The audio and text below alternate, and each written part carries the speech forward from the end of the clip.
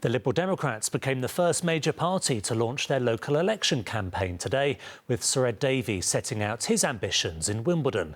His party hope focusing on the cost of living crisis and the NHS will be key in helping him win councils from the Conservatives. But Labour remain firmly in the lead across the capital in opinion polls.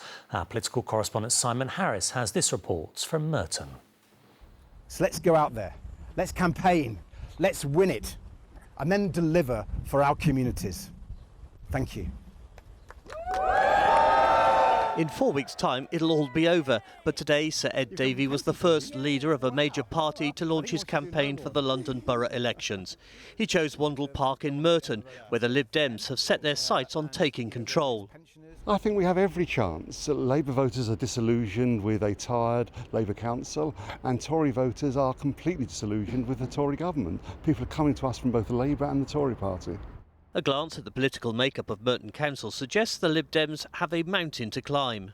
At the last council elections in 2018, Labour won twice as many seats as the Conservatives in Merton, while the Liberal Democrats were well behind in third place.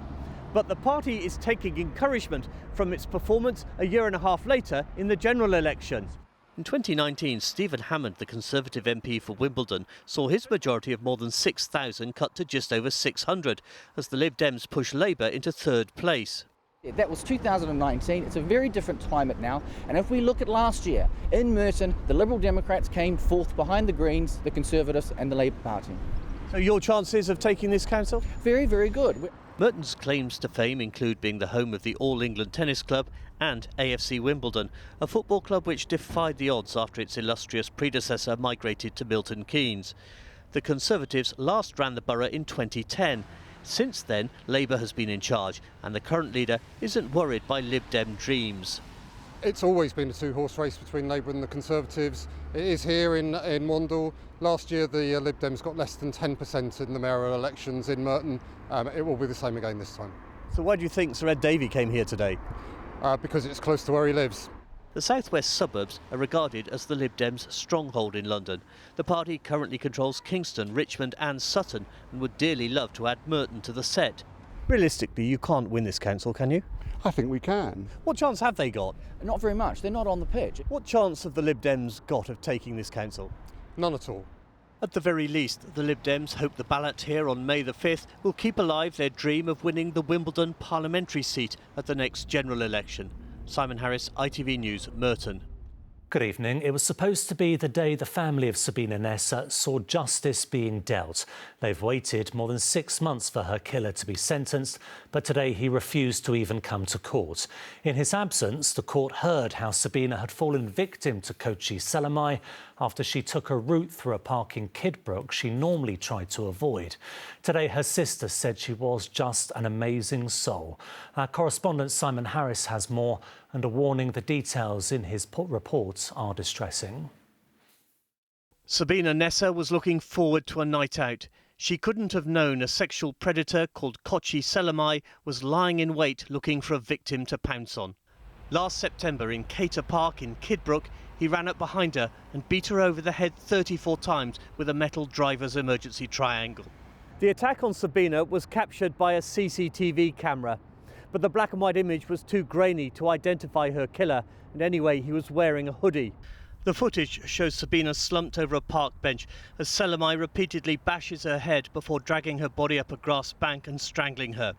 Sabrina's family were at the Old Bailey today, but her sisters, not surprisingly, left the courtroom as the horrific video was played to the judge. In a statement read to the court, her parents asked Selamai, "How could you ever do such a thing to an innocent girl walking by, minding her own business? You are not a human being, you're an animal. Sabrina died in a way that no one should die, and this will torment us for the rest of our lives." Sabrina was normally wary of walking alone in the park after dark, but on the night of her murder, she was late for dinner with a friend and must have risked taking the shortcut. Her death led to a vigil and further demands for greater protection for women. Some of the campaigners were in court today and watched the video of Sabrina's murder. That is honestly one of the most horrific things I've ever seen, and there were parts in between where you didn't know what was happening, so all you've got is your imagination. I can only imagine the torture for her family. On the day of the murder, Selamai booked into a £325 room at the Grand Hotel in Eastbourne, the town where he lived. Police suspect he was looking for a woman to take back to the hotel.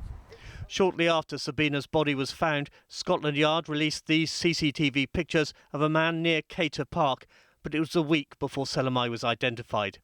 Tomorrow, he's expected to be sentenced to life after pleading guilty to murder. Simon Harris, ITV News, the Old Bailey. The Labour leader says his party has left the anti-Semitism scandal behind as he launched their local election campaign in North London.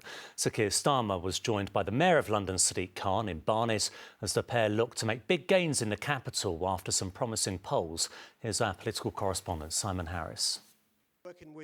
For once, London's mayor was the warm-up act. Our friend, a Londoner, Keir Starmer. Sir Keir Starmer was in Barnet to launch Labour's London election campaign. 4 years ago, a backlash here against anti-Semitism saw the party fail to take Barnet Council from the Tories. The very first speech I made, I said I would tear out anti-Semitism by its roots from our party. That's what we've been doing. And now we go to London, across London, with a very, very positive message, very strong set of candidates.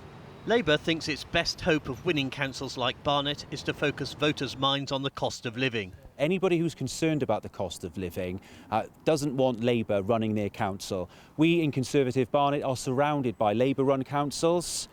Those councils charge higher council tax. Harrow, across the road, charges over £2,000 for council tax band D. That's almost £300 more than Barnet charges. Ask Barnet residents what they most want from their local council, and they're probably no different to any other Londoners. There's a lot of rubbish in the streets, and it's been getting worse. I'd like to know why they've extended all the pavements in High Street, which is clogging all the roads. The houses vibrate as the buses go past because there's so many potholes. Hi there, any chance you might like a leaflet from the Lib Democrats? Thank you. Out of the 63 seats on Barnet Council, the Lib Dems have just 3, which is 3 more than the Greens.